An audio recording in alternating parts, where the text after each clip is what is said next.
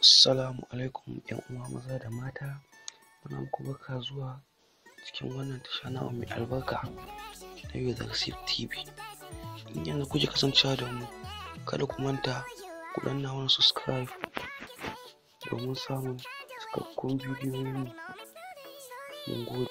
To ƴan uwa, kamar yadda muka saba, yau abin da zamu bincike kuma mu nuna muku akai shine amfani da waya ba tare da yana cutar maka da ido ba. Kusan abin da kowa da mishi kenan, da kana amfani da wayanka musamman da daddare akan ajin idonka yana zafi. Daga yau wannan matsala naka ta kawo. Yanzu abin na gaba da zamu yi shi zamu shiga Play Store.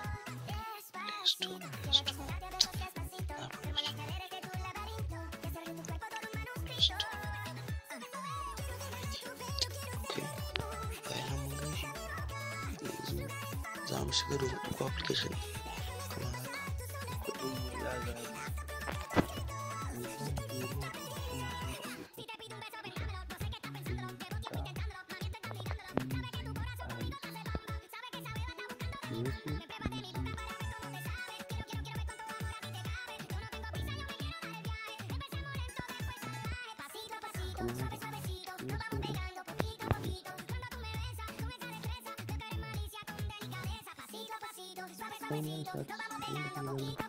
Ina ga na install application ɗin tintini, za ga na nuna mun open, ko nuna mun install.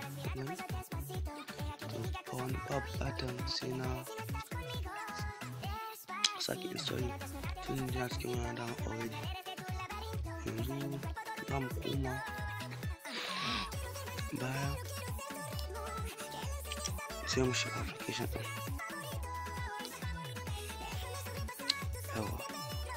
Alhamdulillah, yanzu application da muke ɗauko a gaba mu downloading yayin kamar da kuke gani Easy Eyes, kamar yadda muka faɗa muku a baya Easy Eyes. Yanzu za mu shiga application ɗin.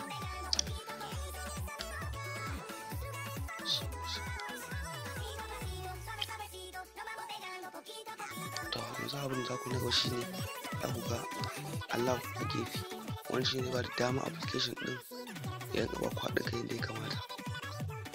Yanzu za ku ba shi permission ɗin da ya dace, za ku yana OK. Sai dai kai ku setting, sai ku gana allow modify system settings. Sai ku buɗe shi, ku buɗe shi, sannan sai kuma application ɗin ku.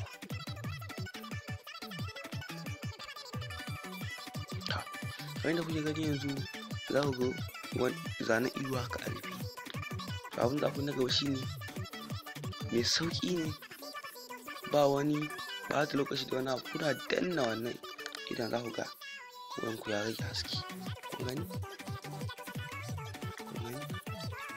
To yanzu insha Allah duk yanda za ka yi a wayanka, ko kallo kake ba za ka yi hawaye ne, za ka yi hawaye ba abin da ya sami idan ka insha Allah za ka yi amfani da ka lalama, especially ma da dare. Kun gani? Kun ga mun ga ido haske ya ƙaru. Kun gani?